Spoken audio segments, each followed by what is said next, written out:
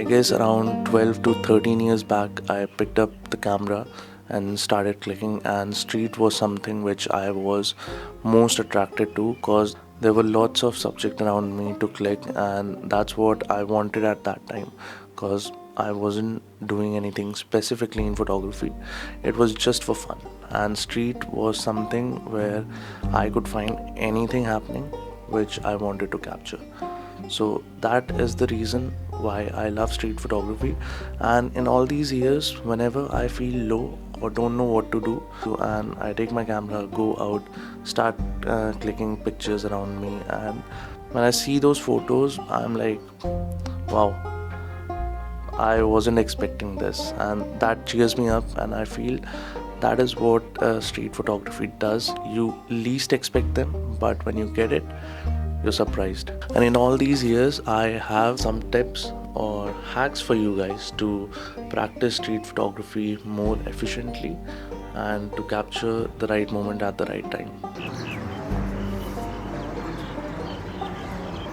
So the first thing I will say is get your gear compact enough to not make the people on the street or anybody you are clicking get conscious. So because people, if they see a big camera, they easily get conscious if somebody points a camera at me with a big lens, and I would surely get conscious because I am not used to it. So having a very compact gear increases your chances to get the shot in a very natural form, not making people conscious and changing their expressions. So the other thing which you have to take care is to be on your foot and ready with the camera and the shutter button, because in street photography it's just a matter of second where you get the frame right and then it changes. So being ready at the moment is the best thing you can do to get the shot. So in street photography, observation is very important, and it helps you to make a very ordinary scene transform into a very extraordinary story. So we usually think street photography is just clicking random photos, what we see all around us, but it's more than that. It's actually feeling the hustle, what's happening around you, and observing it and finding out stories and frames in that whole scene. So to observe is really important on the street because there's a lot happening, and to figure out what you need to capture is really hard. So observe a little more, and with time I feel you will be good enough with this art to find out different stories, what is happening around you. So photographing alone on the street I feel is really important because it's just you and the city having a conversation, and it's really important to give that alone time, and you have a freedom to choose anything whatever catches your eye and click whatever you like. So walking alone makes you a very silent storyteller who is in his own thought and is seeing different stories around him according to your perspective, and nothing is forcing you to see something which you don't like. So it's just you and that intimacy with your camera, with the city and you.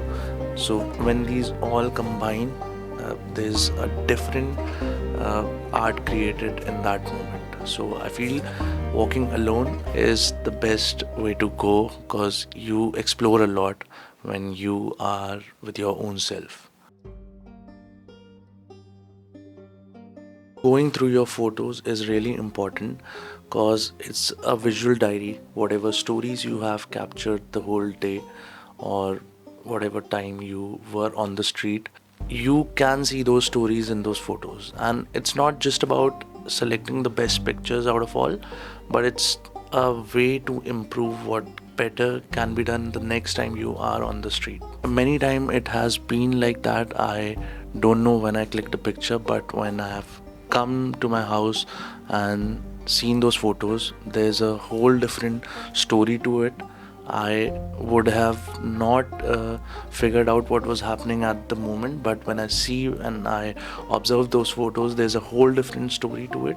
So I feel that's the good part of reviewing your photos, because it opens up a lot more door for you to explore and learn from those photos, rather than just selecting the best photos and uploading them wherever you want. So it's very important as a street photographer to go out more often, because it opens up a lot more opportunity for you to see different stories around you. Because every day it's not gonna be like if I go to a certain place for that one day, and if I go there the next day, it's gonna be the same.